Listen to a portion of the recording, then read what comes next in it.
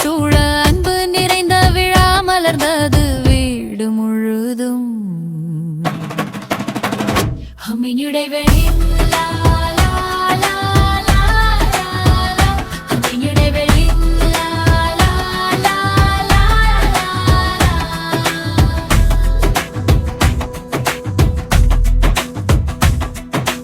இளவரசி ருஜன்யா இனிய நாளிது இன்பம் மலரும் உன்முகம் போலே நெஞ்சம் இது புன்னகை மழை பெய்யும் நேரம் இது புதிய வயது வந்து வாழ்வை தழுவுது.